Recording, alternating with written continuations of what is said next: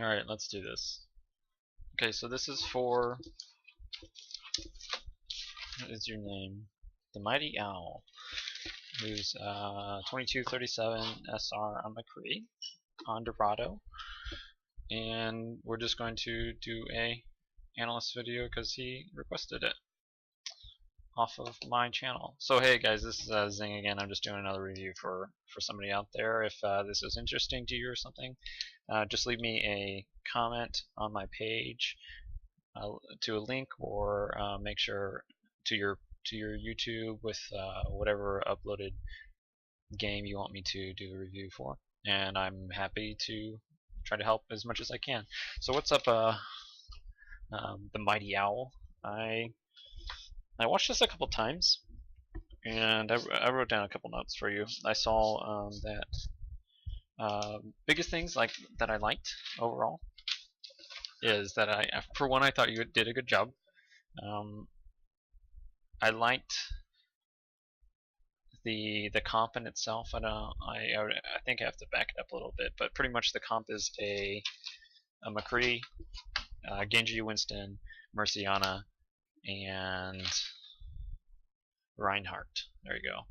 So you have 2 shields and 2 healers, and you're kind of like the soldier of the bunch. That was the other thing, is that I actually had to go look up your profile. At the beginning of this, you looked at everyone else's, like in the future, even for yourself, if you're only gonna record yourself in your own gameplay, it's a good thing to look at your own profile for the specific character you're going to play, just to have it kind of annotated for yourself to see, like, where were you from this point and how did you improve. So obviously you probably know the stats, but for somebody who, in the future, if you want another review or something, that does help me. So it looks like you're a soldier player typically, and that we're going to do McCree today, which is awesome because a lot of the notes I'm going to give you will help you, will translate over into better soldier play as well. But yeah, I get back to what I liked is I liked the pick and the comp for one. He can definitely work on this map, and definitely McCree is far stronger when comboed with somebody who has shields, i.e. tanks, i.e. both. In this case, Winston and Reinhardt. It's more uncommon of a comp, but it's very viable.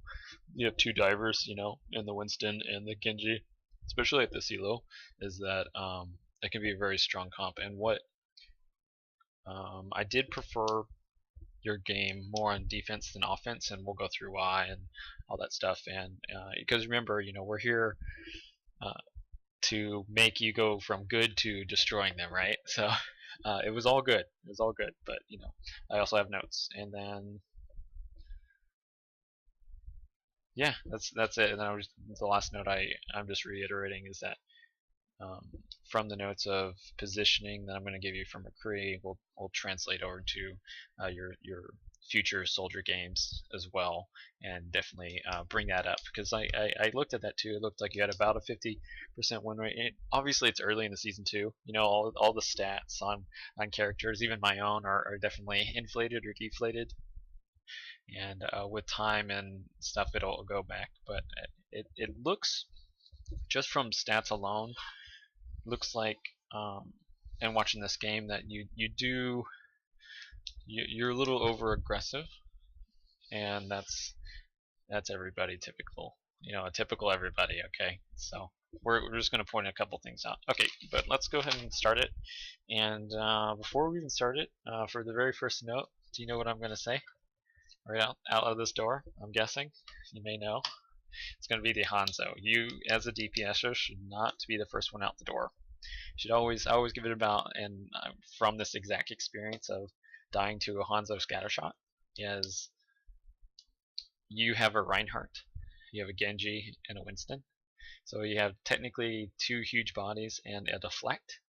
You should never be the first one out the door as a hit scan DPS. Never, never, never. There's no reason. So always just give it 1 or 2 seconds, let everyone walk out.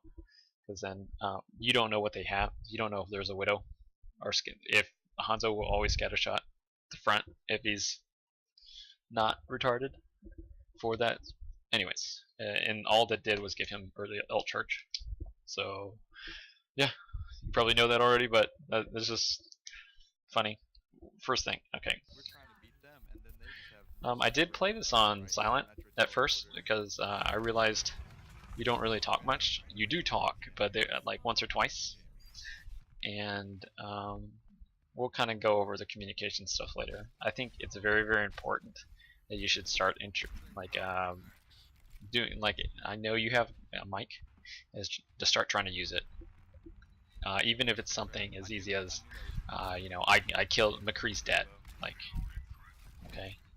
The first note I'm going to actually say on this one is that this positioning in this comp, I didn't like you actually going up here. You end up getting the kill on the McCree, but in the long run, with what your comp consists of, meaning versus their comp, which I don't know, they may swap it up, but it looks like they were running later on a Lucio and a Zen, while you guys were running an Ana and a Mercy. So your team theoretically has a higher put out of healing, and with the double tanks on your side, it would have been better, instead of trying to go and 1v1 this guy, or even 2v1 the guy, is just to death ball stay with your tanks on the payload. I mean, this is one of those scenarios that, like, in the specific comp at the specific elo, at your specific skill rating, I would highly suggest, until you start getting into like masters level, that literally just death ball it. Just stay with your tanks and your healers specifically, because everything will be so much easier. One of those communication things you can do, if you want to take the high ground like this, communicate that to your team and say, hey, you know, somebody go with me, or something like that. Don't just go by yourself, because remember, in this circumstance, you're replacing like the typical sustained damage soldier or something, okay? And if you go off, what are they left with? A close range, they're a Reinhardt, who's a melee character, okay? And then the Winston and Genji, which are great diving comps, but if they're diving and they put down their shields and you're pelting their target from afar behind one, not maybe even two shields, there's so much utility in that. And not only are they pressuring the people, but they're allowing you free damage on them. So and with that, comboing with your tanks, or with your healers of Mercy literally damage boosting you, and an Ana who's literally just getting charge off healing you. So this scenario, this was like one of those scenarios I would have stayed with the death ball on the payload and just pushed it and let the Winston and Genji worry about this guy on the high ground. I would have just called him out saying, hey, McCree's on the high ground right side. You know, he's behind us, second level right side. And then I would have just pushed the payload with the tanks and the healers, and let the Genji and Winston, because they could have soloed. Each of them could have 1v1'd him easily. This was good. I really liked this. But your guys were weak at this point. This worked out. This was kind of aggressive in my point, but in this certain circumstance, and also like your Ana and was doing really good for hitting those sleep darts. This sucks doing. I feel for you going against McCree, as McCree going against Tracer. This will kind of be a bane. Obviously, the flashbang was missed, but one of my notes later on is like priorities that I want you to, like, a habit of building is trying to not like flashbang. I don't necessarily know if you do this, but for Tracer specifically, is to try to just practice flashbanging her and then one headshotting her and killing her. And even if you have to get real close, that's fine. Just do that. That's just one of those habits. But in this circumstance, what I was going to point out is that look at your health right now. You're at 4, right? Because you're up close to a tracer who, the 1v1 scenario of McCree and Tracer, you should always outrange her and attack her from afar, because she is dangerous at close range. At far range, at medium and long range, she's not as viable because of her spread of her guns. But the other thing you're forgetting is that you have 2 healers who can out heal their healers, right? And an Ana who has a sleep dart. So, along with your flashbang. So if you would have just stayed back a little bit more, kind of waited for the tracer to, which they always do at this elo, is they're too aggressive or they get too close because they don't have as good as aim. And if you would have waited with like standing next to your Ana could have thrown down like a grenade. You could have flashbang and you one-shotted her, sometimes even with the flashbang. So this would have been better, in my opinion, to deathball and stay back in the back lines. Let your Winston take care of this guy, and you just cover your healers and stuff. This was good, you know. Obviously, you got healed up, right? You're pushing the payload. There's 3 on the payload. That's the biggest thing for me too, as like a DPS hit scan, is just stay in the back line. This being over aggressive, I think you were sarcastic here when the Genji called out that you got completely wrecked. Well, yes, you did. In my opinion, there was a better play here. Was you also, like, you may have not realized who was respawning, what character, like what heroes were you going to be going against that were respawning. This is stuff that you should try to think about, is watching the kill cams or knowing in the back of your head, like, okay, you know, soldier died 10 seconds ago. Oh, he should be coming back in this, you know, to contest by now. Oh, I killed Hanzo, you know, 20 seconds ago, so he should be coming back on. And what I was getting at is, as a McCree player against the specific comp of these people, which was a Hanzo, Soldier, Roadhog, okay, is that in any of the scenarios, I think there's 4 of them actually, that in close alleyways, you do not want to go against as a McCree. You're better off staying up back in the pavilion behind you and using your roll, your side roll, to reposition yourself better. Because like right here, could you have dodged the scatter shot? Probably not. But if you would have been, I mean, you could have rolled to the right, but who else is behind this car? You know, who else is behind door number 2? You know, it would have been better to literally stay back and use the little fountain as like cover, or even the payload as cover, and pushed and let your Reinhardt just swing away. I know the other reason too you might have pushed up too is to try to engage, to make sure they're not using their ults to contest the payload. But to that argument, your comp versus their comp, right? And I think you even looked at ults of your team before this, is that if you would have, you could have seen that your Reinhardt has shatter, okay, and who on the other team can block that? Nobody.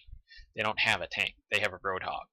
So at all cost, what you could have done is stayed back, done the safer play, and called out, oh, you know, they're coming from the right side, Reinhardt, or something like that, and he could have literally just shattered them, and you guys could have full cleared them anyways. And yes, you use an ult, but in my experience as well, because you can see right now you have your Deadeye. My experience, it's not uncommon for you on every character to get an ult by the end of every single point. So, you know, sometimes using the ult just to get the 1-man advantage or 2-man advantage could be beneficial to your team in this elo. So all you're going to do is split spawn, outnumber them, and typically the people with the more teammates alive in the fight wins at this elo. So, like, that was good, but at the same time, it would, the better play I think would have been just stay back and push the payload, wait for the shatter. What? Thanks for pointing that out, dude. It's really nice. I like that. The sarcasm, whatever, man. But he was right. So the same thing here is that what I understand you're going ahead to try to get poke damage in, but as McCree with your comp again, even if this was a different comp as McCree, I would not go into this corridor as McCree because it's a close corridor. You can't reposition. Again, it goes back to getting into small spaces and alleyways against a soldier, Hanzo, Roadhog. Those are people who all can do AoE damage. You know, he can helix rockets you and then like headshot you, and you're dead. And by putting yourself in a narrow corridor, he has a better chance of doing it. Same thing with Scattershot. Same thing with Roadhog hooks and his right click. So it would have been better actually to go to the right side and take the from your point of view, take the staircase up to the second level and literally just sit there and wait for them, or just stay with your Reinhardt.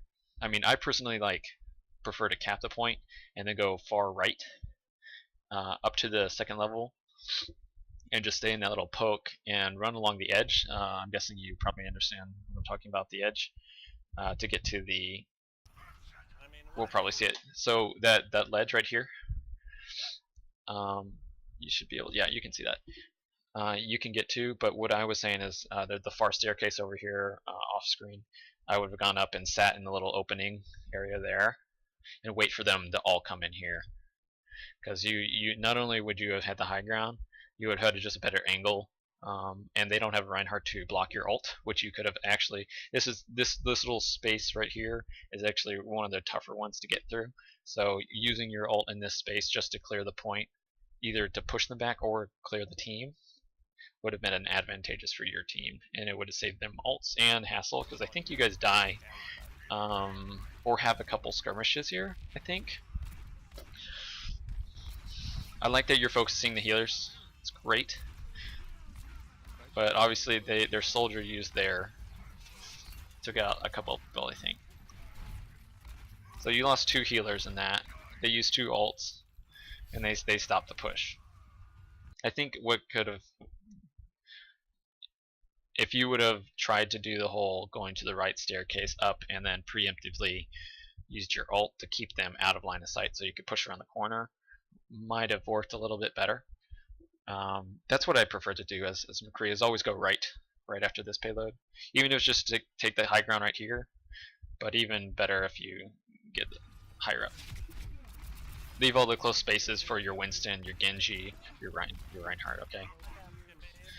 And that's the bane of your life right here, right? Even in this scenario, I honestly would have just dead-eyed. Just dead-eyed, cleared the 1 or 2, so you could help your team, because you guys outnumber them currently. Okay, before I go into this is another point that you're overextending, and you should have just stayed with your team and pushed the payload. Okay, so I know you're going for the kill here, but it's even better to, because what map is this? This is an escort map, right? What's the point of the map? Is to get to the payload to the end, right? So you get this guy low. You don't always have to chase the kill. This is a reoccurring thing with you too, and I see this from my own gameplay, so I feel for you, but also pointing it out is that you're super strong in this comp when you're getting pocket healed.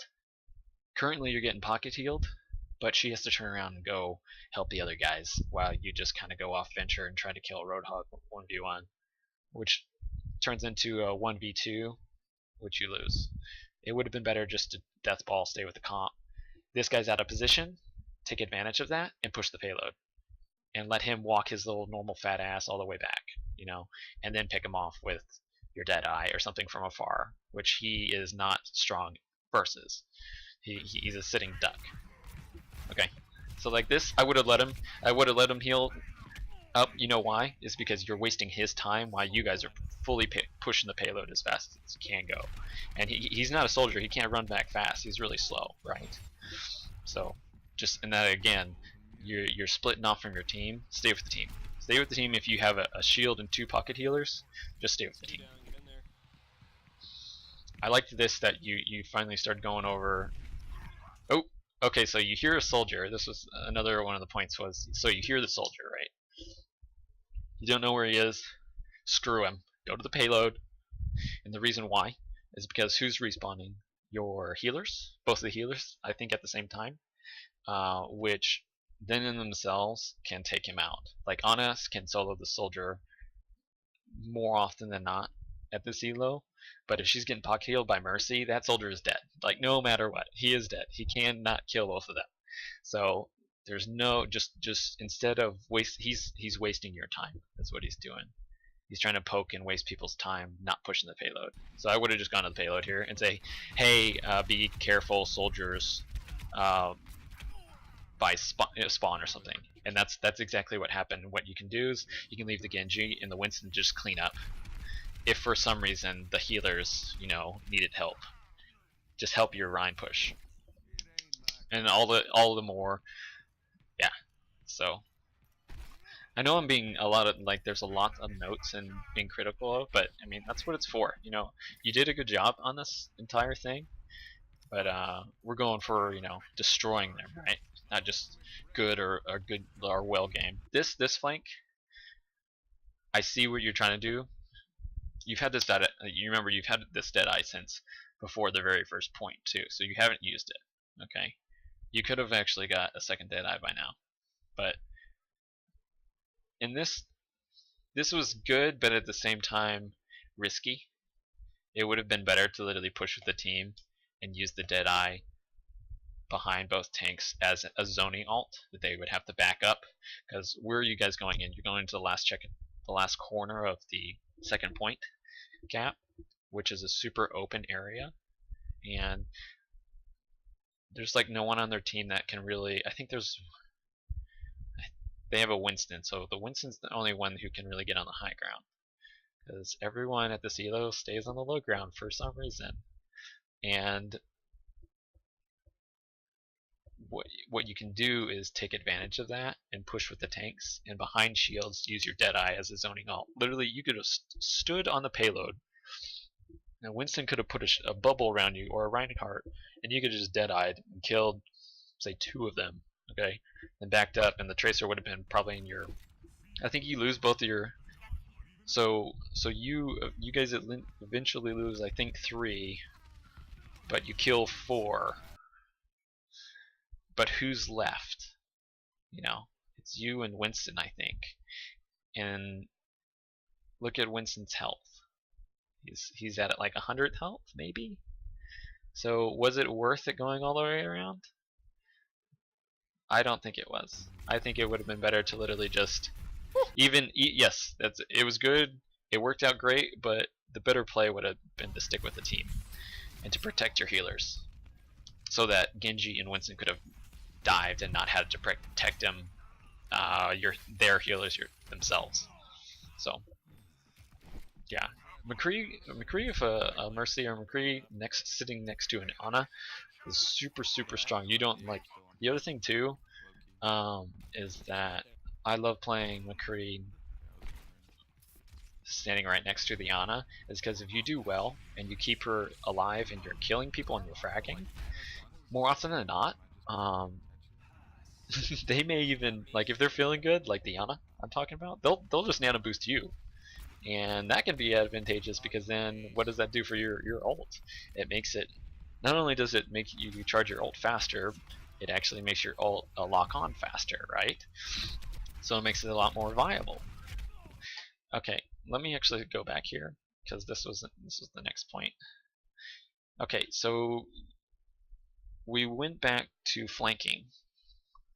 Can be a good thing, right? Would still want to see you do the death ball, let the Genji and the Winston dive, and you pelt them from afar like you would if you were a soldier. This can work, but what does it do? What's the downside? Is that who's been kind of owning you all game? Tracer 1v1, right? Are you vulnerable to Tracer here? Yes. You're in a close corridor.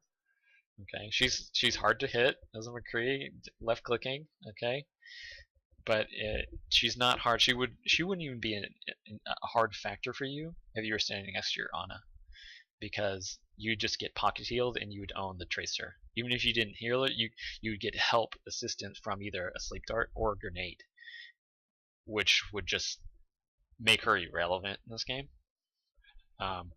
And then it would let your Genji and your Winston just go off, because like where are they? They're back trying to protect their healers.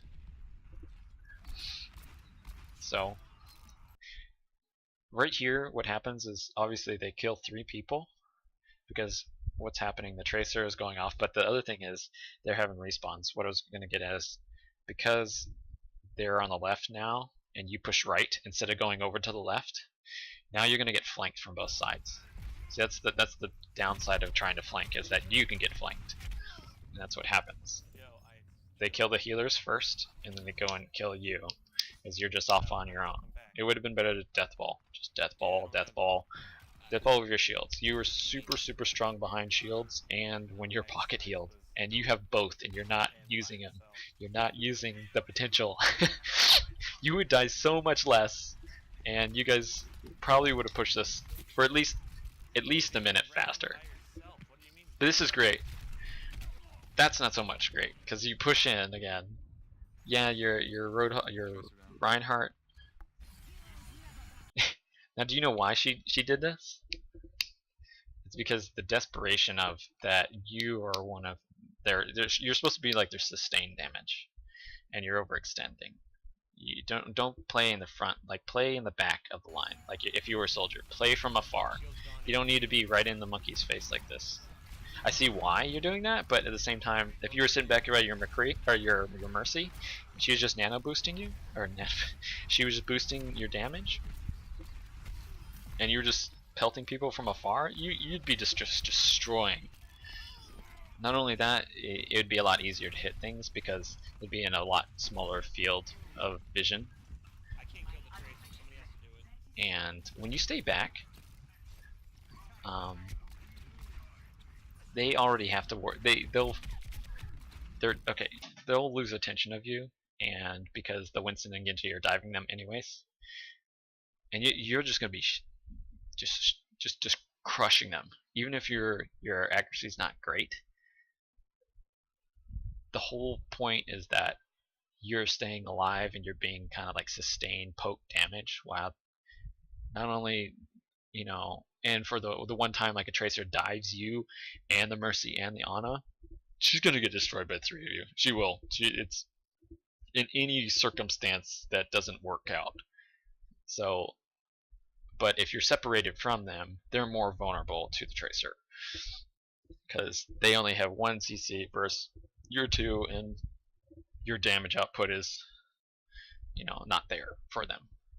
So I would always play McCree kind of like a soldier, until you get higher up. And I actually have some videos of like pro players or master level players who are just, when you hit the cusp of accuracy and headshots, then you can play a bit more aggressive. But if you really want to make your your win rate go up and your elo go up a lot quicker on McCree, do the whole death ball thing, and kind of stay with your healers and have them kind of as if you're a soldier and an Ana. You guys should literally be like almost glued to the hip, and I would do that almost with my McCree as well. What I was going to point here is that you're again chasing after the tracer, because somebody said, hey, I need the tracer dead. I understand why you did it, but at the same time, it's what she wants you to do. She can outmaneuver you, and what is she doing? She's getting into a smaller corridor with more vertical, more angles that she's going to be able to attack you better at. And also, what did she do? She peeled you away from your healers. So now you're vulnerable. If you sit with your Ana right next to your Ana or your Mercy, she can't touch you. Like the tracer cannot touch you. You would like not die at all, and she would just die. Even if she didn't die, she couldn't engage all 3 of you or 2 of you. How the hell did I not get her? Because you'll just destroy her when you're getting pocket healed. That's how it'll work.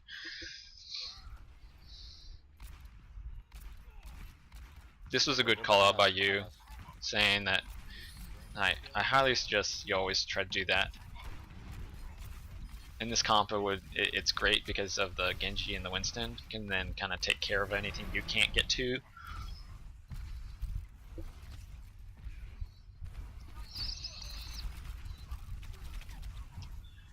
I haven't mentioned any of the. I see that you fan the hammer a lot, which is fine. It's great because you're getting tons of kills. I see you get quite a few of them. That was a good roll too. Even if you got stuck, it was good to go away from your team just for the repositioning, just in case you didn't kill somebody else.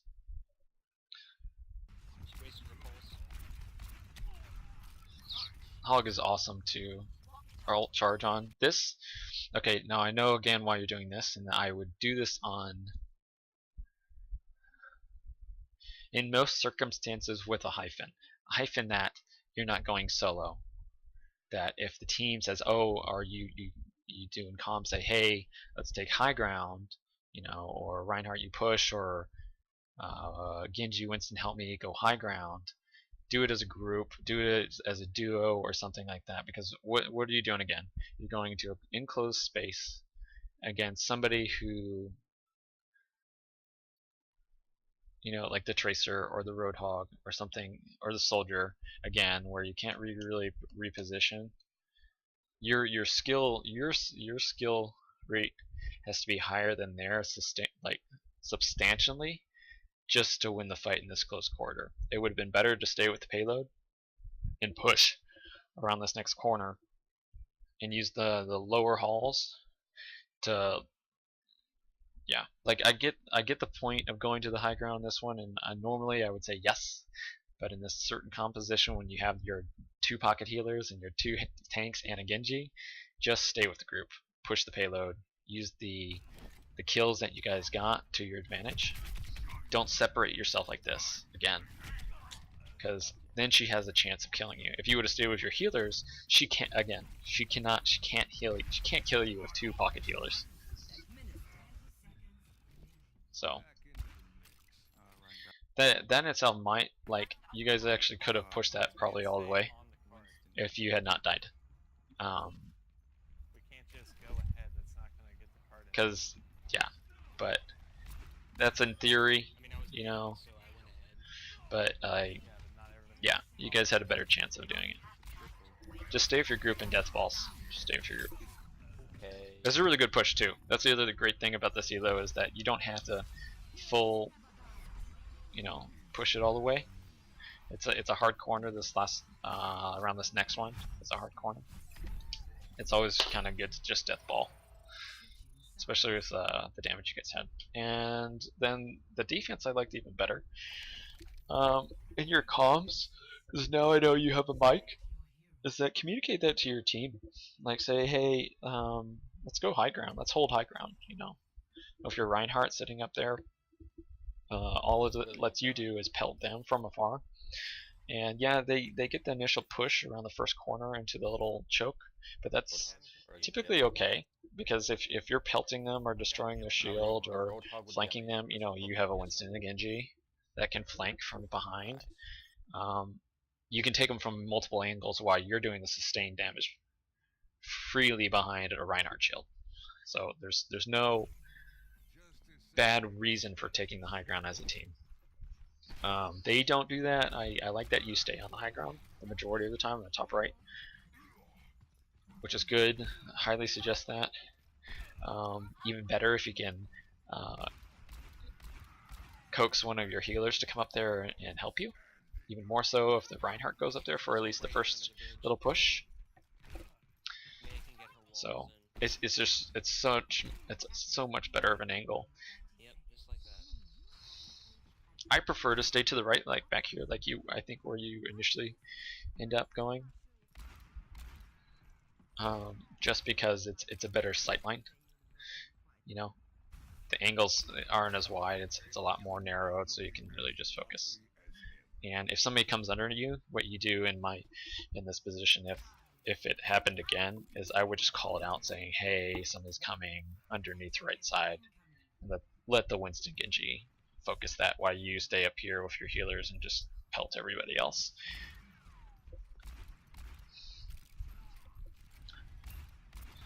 And this is great, you know, all this stuff's good. Getting shots in on the people out of the shields. Poking the shield once or twice is great, but yeah, this is great because you're ult charging. Yeah, love those Roadhog. This is great that you get the healers focused and killed one of them. It's really good headshot practice anyways, right? And I like too that you're aware enough to come back and get heals. Fish are dead. He healing. It's great. Now this one I think is a little iffy. I understand that there's a danger, but what you could have done instead of is actually just call it out. Say, hey, Winston Genji, there's a McCree top left. Kind of thing like that, and they actually can 1v1 him a lot easier. At least the Winston, he's like, no. This, like, again, it worked out great, but look at your health too. He only had to shoot you once. I think just even a body shot would have killed you. So it worked out in your favor this time, but in the next future time, if you know you have a Winston and a Genji, and you're low health, just call it out, and then you focus on killing the other healer. Kill the tank. Let them deal with the one low HP DPS, and you kill the tank. Because then it full stops their push. Alright, even right here. Okay, so they don't have a Reinhardt. I don't think. I think you guys. So he's dead. You could have dead-eyed this. That was one thing I was thinking about, is that they don't have any shields right now. Aside from the hook, which I think he just used, it was the only thing that would have stopped this Deadeye. And you can actually do a Deadeye from like off the backside of the edge, and then peek at the last point, and then take them out. And what that would have done is just split spawn them, and it would give you guys another easy 30 to 45 seconds. Again, that was the other point, is that if you did eventually Deadeye, but if you would have dead-eyed sooner, like you realized here that, oh, there's no Reinhardt. Oh, I do have my ult here. What I was going to point out is that your Reinhardt shield's about to break, and the only reason he shatters is because his shield's pretty much broken, and he doesn't want to die, because then it would leave everybody behind him vulnerable. So that's why he shattered before you dead-eyed. If you would have dead-eyed first, you just saw the point. Even if you dead-eyeing, you don't have to be like a perfect 4-man dead-eye. It's so much more advantageous for you to literally just even get like 1 or 2 kills onto specifically their healers. In this case, it would have been 3 onto the Roadhog as well. To do it early on solo queue, use it just to get the number advantage. It's really great. So I really think you should have used this like just the second you saw this. I would even dead-eyed that.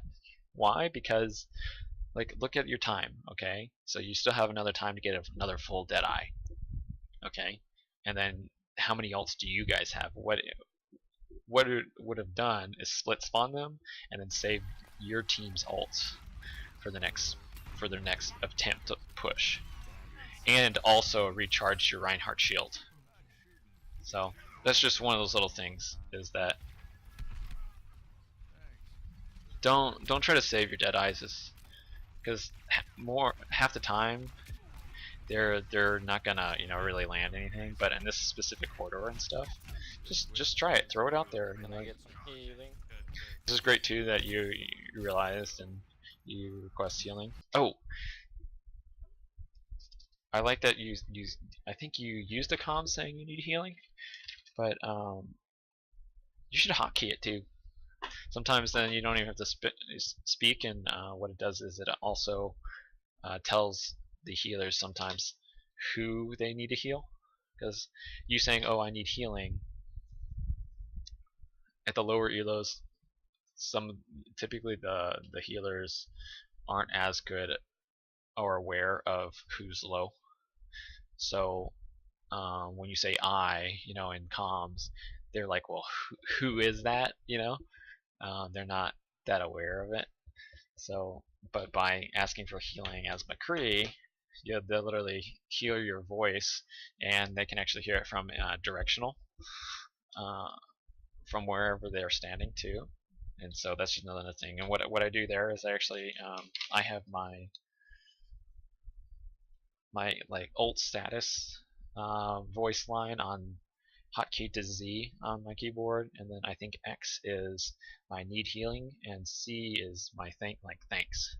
So anytime you do need healing, you get healed, you just thank them, and it's just one less thing you have to say in comms, and it keeps it more open for the team. But again, all of this is great. I love that you did Deadeye there. That was great because it cleared the whole point. But yeah.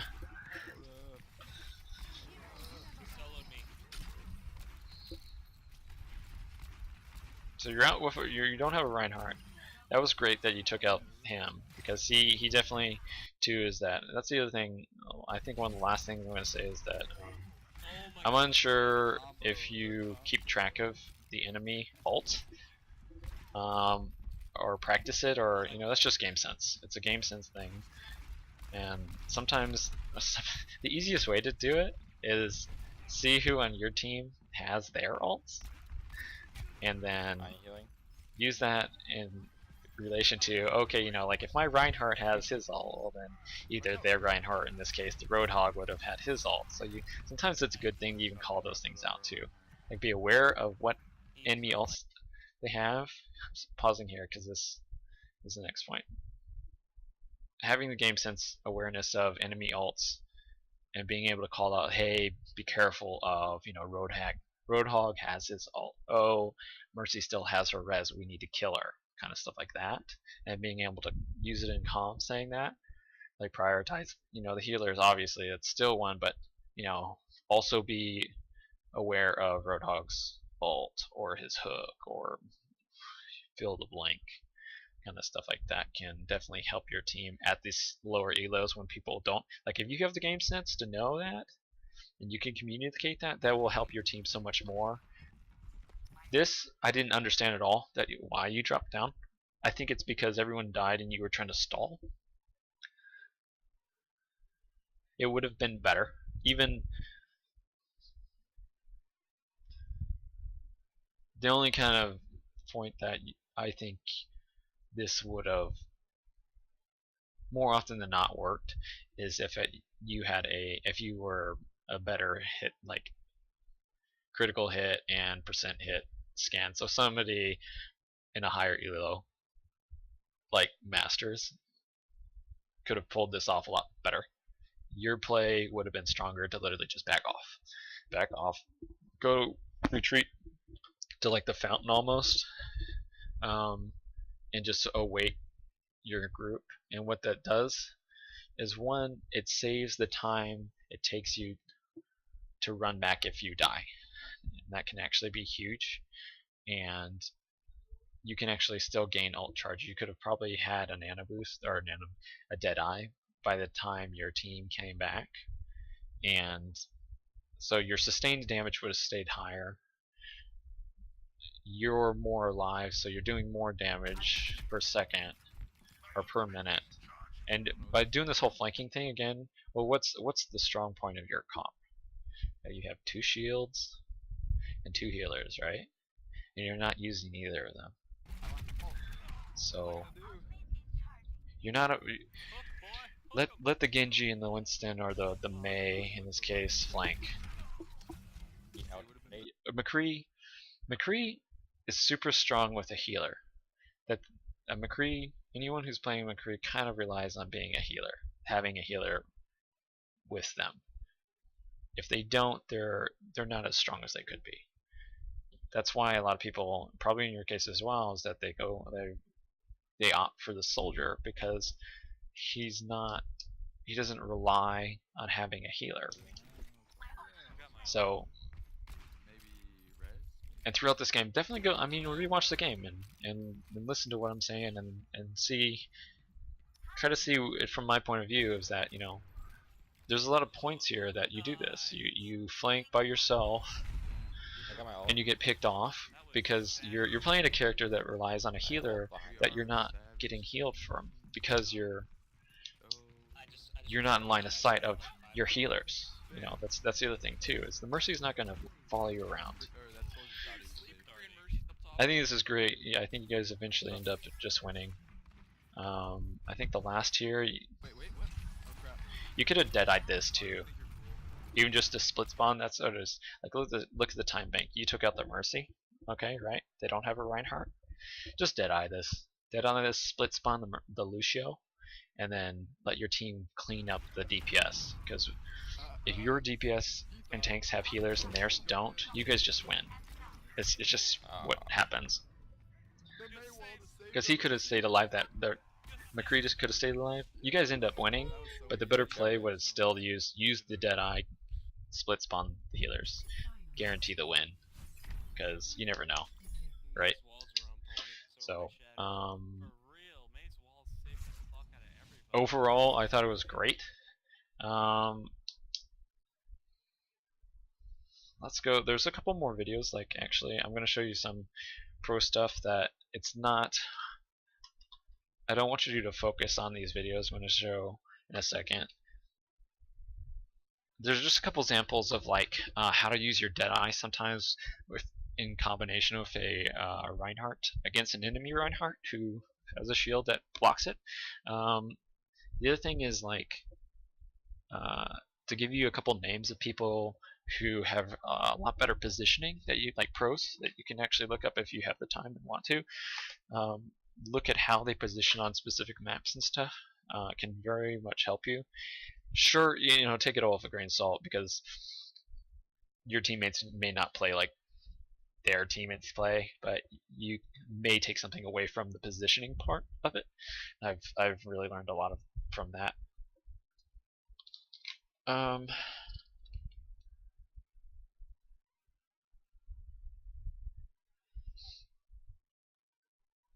mean, so just to really go back,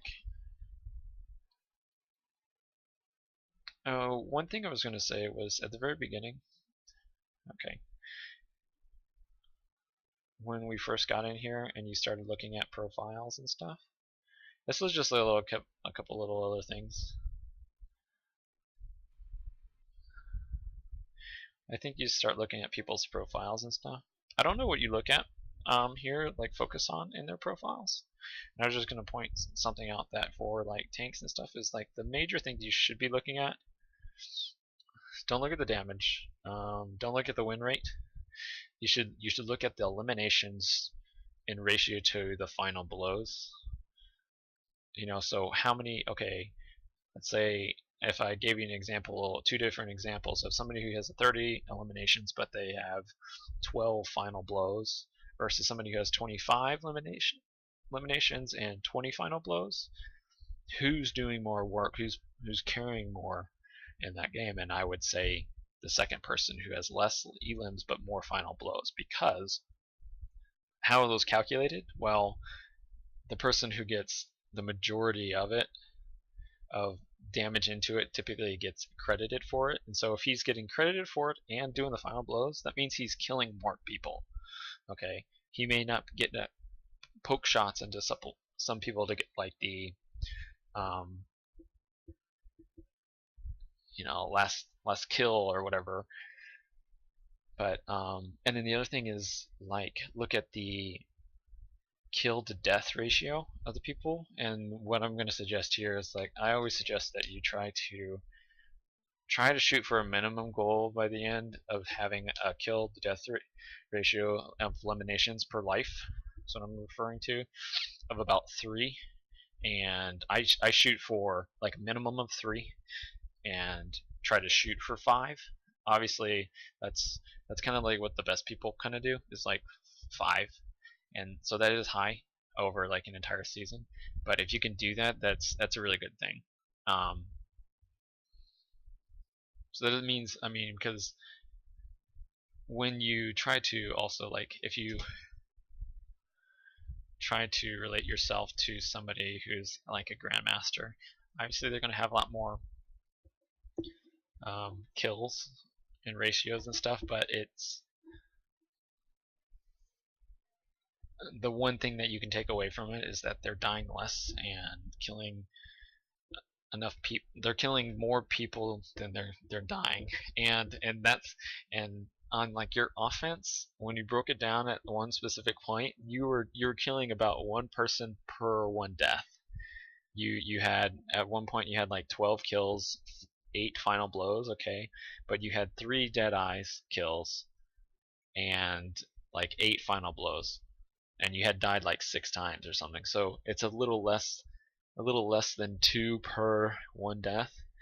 I mean, yes, this is just one instance of a game, so yeah, you have to take that all with a grain of salt. But you see in the theory what I'm getting at is that if you play a little bit more conservative with your positioning instead of aggressively, until you get to a couple more tier up until you can literally just headshot everybody and like be like this Calvin guy who's he's at the top of the bracket leaderboard for North America as a McCree player.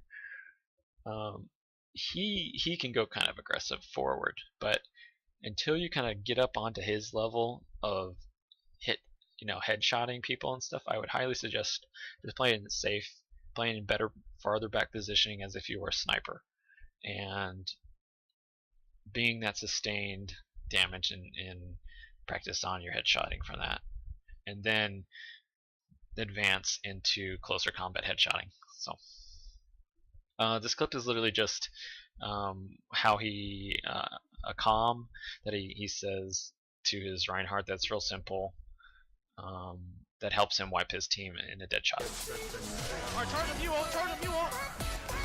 So simple as that of he preemptively did his Deadeye and then told his Reinhardt to, hey, charge him, meaning the other Reinhardt who's holding up a shield, and by doing so he cleans the team. That's a simple example of a comm that you can do if you're communicating. And an easy, and this is also, you see his positioning where he is he's behind his Reinhardt, okay, and what it allows him to do is safely use his Deadeye until he has them all locked on, and then all the other guy, your Reinhardt, has to do is charge, with the note that, knowing if the enemy Reinhardt has a shatter or not, because this could have turned out completely the opposite and it would have shattered everyone on his team, but that's just game sense. And this video is actually really good. It's just like Calvin montage. What I would want you to focus on, obviously Calvin's a North American player and this is just a Korean. This is a Korean montage of him. Is don't look at his hits, like his 6-man kills and stuff like that. Look at his positioning. Where is he? More often than not, he's on the high ground. Okay, a lot of the dive kills he goes in for are risky, and he can pull off because he has the accuracy for it. Okay, but a lot of the stuff, it's just his positioning. Like, where is he right now? And then Dorado, I never saw you on this one. This is the other ledge that's great to go through the bank, which is the bottom left of this area, and come up here is great.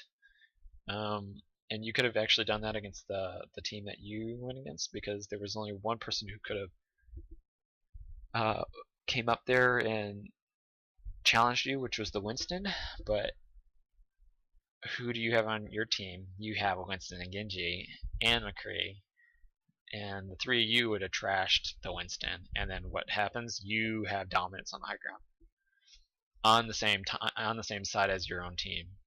So if you had to fall back, you could fall down to your healers, yada yada. So this is also great positioning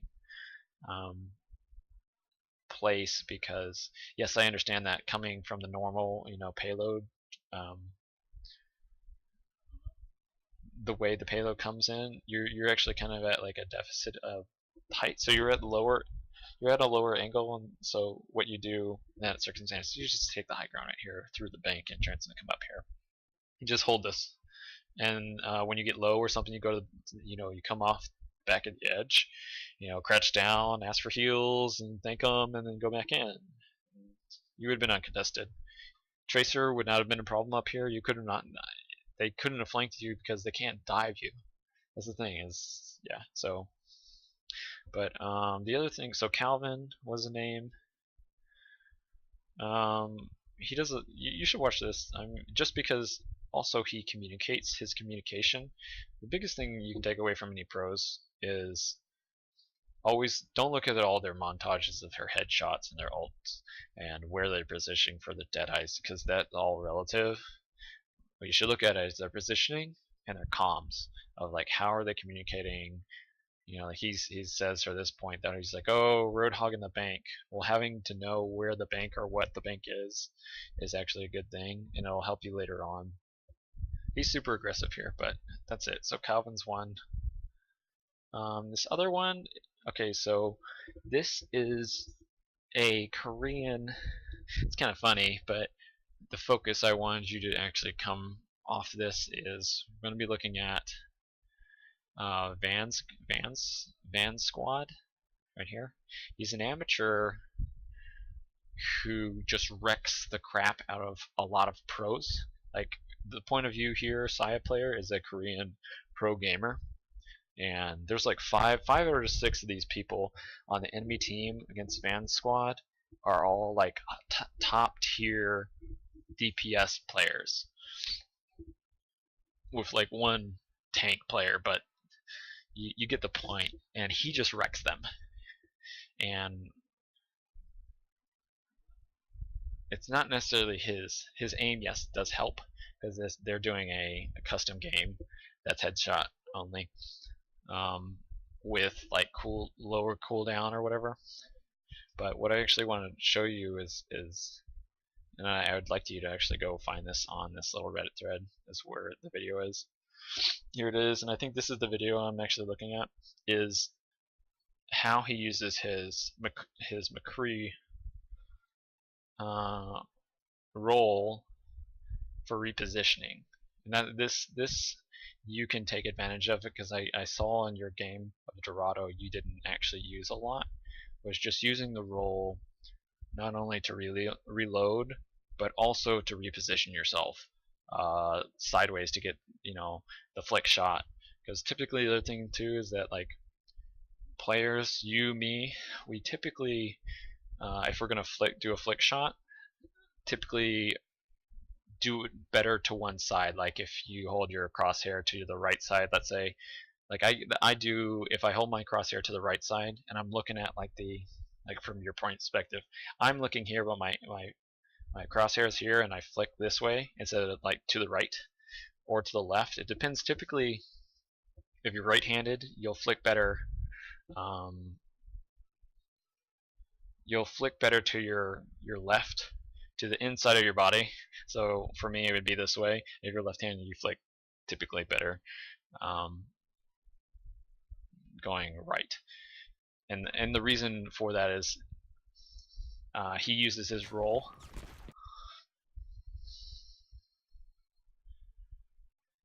He just destroys these people. But he repositions himself and understands the timing for the roll. And this is just something I saw that he used really well, is that he would always use his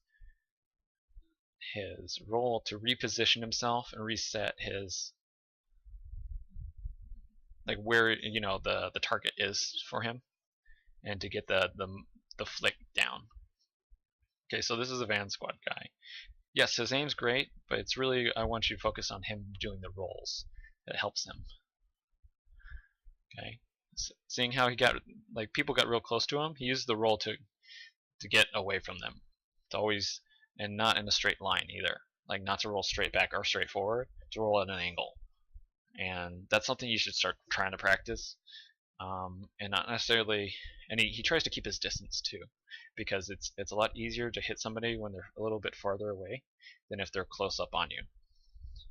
And he's just got it down to understanding, obviously this guy's played years and years and years of first person shooters, so yeah, he's just really good.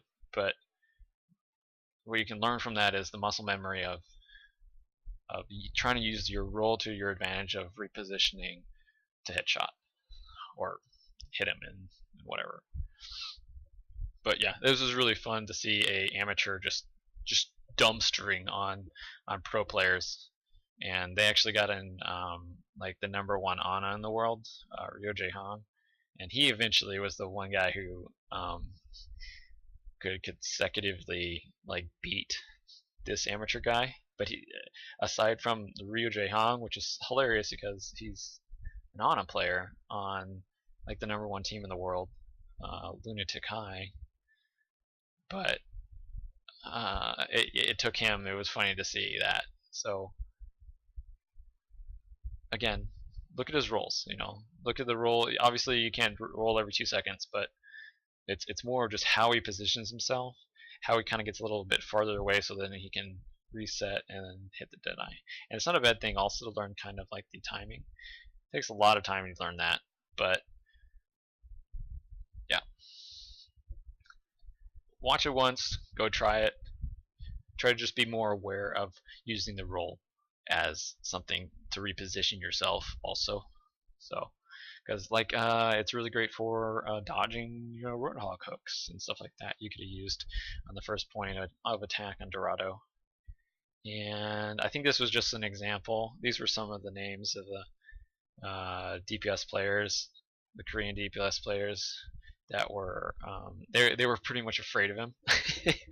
They're like, oh no, it's that one McCree guy who's crazy. Which he was super aggressive, the Vans squad guy, kind of like you were.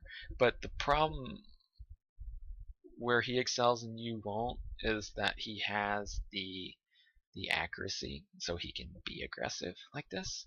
He's like one of the best at accuracy, but until you kind of get on that level, it's a lot better just to death ball stay with your tanks and your healers. So I think that's all I really had for this. Sorry to go into, you know, all that, but just to recap, it's like, let me see what I wrote a couple other things down.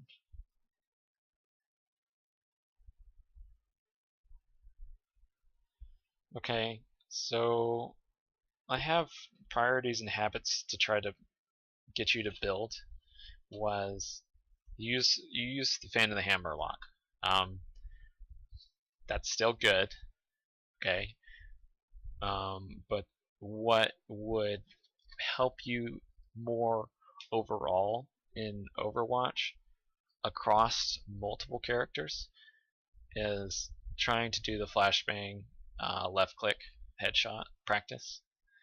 And here's why: is because fan the hammer is only for one character. It's McCree and McCree only. There's no other game. There's no other mechanic or ability in the game that's like it. So it won't translate over into any other play. But if you're doing the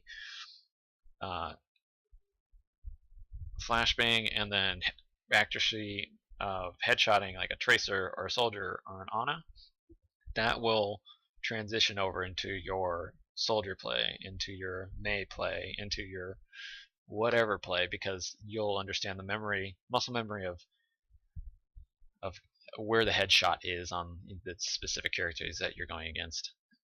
So try to practice anytime there's a tracer in your face. As hard as it is, try to do the flashbang left click headshot practice. Even if he owns you, it's better to just do that practice. And so try to do that and not ever use fan of flame. Fan and the hammer for low DPS targets. There is a a hyphen to that of, I think I closed the one for Calvin, is that it's good to use fan the hammer like the flashbang against a Genji, and there's a specific way of doing it, is that you don't flashbang to kill him fast is what I'm getting, is to stun him, kill him fast, and then you can turn around and like use your ult on their team with not having the danger of being deflected by the Genji. That's great. That's a great fin in the hammer to do. But the caveat to that is that you need to do your flashbang literally at, like he is, you have to land it on the Genji even if he's deflecting, and there's a way to do that. You don't throw it at the Genji, you throw it straight at the ground, or if he's like right up in you, you can actually throw it. Learning the blast radius of the flashbang is great, and in the example that I don't actually have in that Calvin video is that he actually throws it to the side of him, like down and straight to the side of him, and what it does is it flashbangs the Genji, and then he hammers the Genji, and then goes and proceeds to ult the enemy team and wipe like 3 out of the 4 of them, and then they do the cleanup, you know. So there's great times for the fan and the hammer, but definitely try to get in the practice of just an example of the Dorado attack when I think you killed a Zen, is that worked great. It would also be great practice to just flashbang, one headshot him, just to get the practice in, because he's one of the targets you need to learn the muscle memory of his headshot, stuff like that. So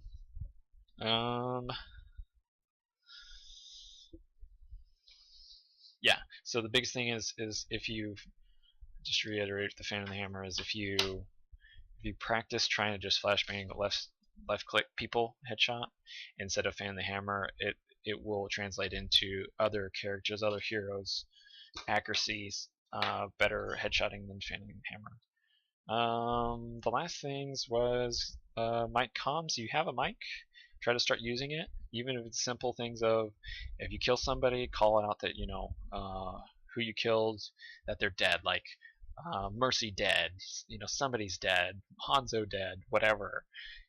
That in itself can really help your team, because like I've had a recent game is that I was a Zenyatta and I killed a Bastion on like Hanamura. We were attacking, and Hanamura, they had a Bastion defense, right? Everyone's kind of won't engage with the Bastion still alive, but if you called out that I killed him, Bastion's dead, your tanks subconsciously aren't as fearful and will sometimes go in, and if they don't, you can just say, hey, let's go in, I killed a Bastion, or something like that. Comms are great. Another way in comms that can help is calling out targets, like in your Dorado game of the McCree at the very start is top right, as you stay with the payload and letting the Genji and Winston go kill him. You know, calling out targets that you necessarily can't get to, but are a threat. It's good to communicate where they are, like they are, top or bottom left side of the point as you're looking at it from spawn. That's always what I do, is if you're looking at the map from spawn, are they on the left or the right? Are they typically on the main, meaning the center entrance, or are they on the right or left? And then, are they second level, first level? So O in Oasis University, you're attacking with the second level. Let's say the second from your point of view is on your left. There's, I would say, oh, there's a soldier left side, second level, something like that. Or there's Roadhog in the right side room, right side of the point, something like that.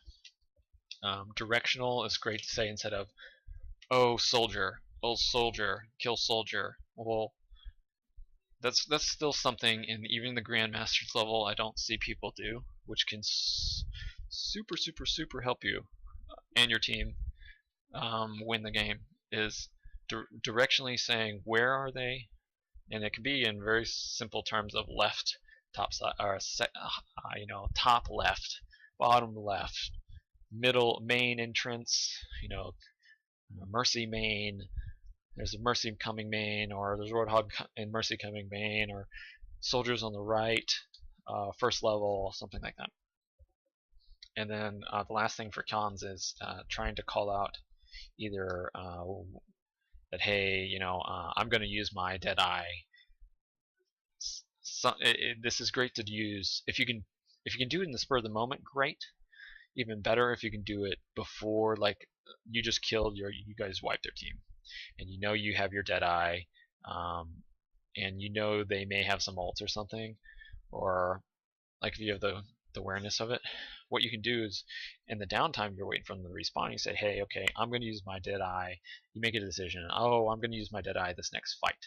And what that does is it allows your team to maybe set up, or to pocket heal you, or to nano boost you sometimes, or anything.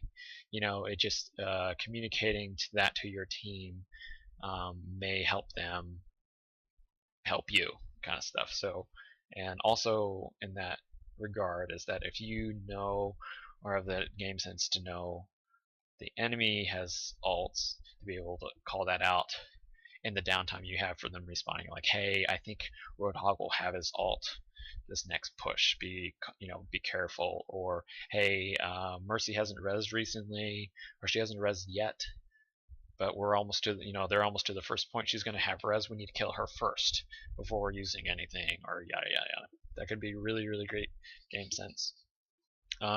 Positioning, and this is, I swear this is it, last things is for positioning notes, is just the age old thing of high ground is your friend. It truly is, because it's a lot easier to shoot downward than it is upward, because downward, I mean, in the simplest terms, is if you're shooting downward, okay, and they're all grouped up, even if they're not grouped up, okay, and you just have terrible aim like me sometimes, is that you have a better chance of hitting somebody else, even if you don't hit that person, if you're shooting downward.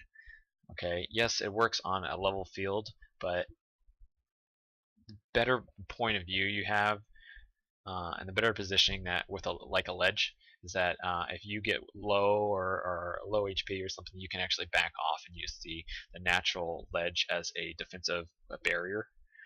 When if you're standing on the ground, there's nothing, the pavement can't help you, but on a high ground the pavement can help you. So it's just a whole other thing of defense. And then as McCree specifically, do not go try to stay out of closed alleyways or corridors or small rooms against spread damaged. I mean, even in this regard, I would say anybody, honestly, because you and me we're not the GM McCrees of Calvin, okay? Is that our aim isn't going to be perfect every time. So it's better to stay not necessarily out in the open, but in areas that are more wide, that have, like, for first point, Dorado, around the fountain area, is that use the obstacles around there, like little trade huts or whatever on the right side, or the fountain, as cover, but then it's a wider area, it's not an enclosed alleyway, that you can then reposition using your roll and stuff if you need to get behind something or dodge something or whatever. That's a lot better. Don't go into closed corridors as a McCree versus really anything, because they have a better chance to killing you. And that's really all I have. I thought it was great. I really enjoyed doing it. Hopefully you got something out of this. Definitely watch it a couple times, or watch it once and take notes. It's always a good thing too. And if you enjoyed it, let me know. If you have another game that you want me to review or whatever, great. I love doing this because I enjoy trying to help people, and just like you, I love playing this game. So a little too much sometimes, right? So it's good to go do this. And I watch way too many analyst kind of videos and VODs of everything to. I don't play enough to get high enough to where I probably should be. So we'll get on that. We'll get on that. So all right. Well, you have a great day, and yeah. For anyone else out there, if you're interested in having a review or anything, just drop me a comment on one of my current videos, or possibly I think you can just send me a request or a link to a video that you have uploaded on YouTube, at OverWatch-Zing at gmail.com, and I'll take a look at it and try to get you a review. Until then, until next time, guys, catch you later.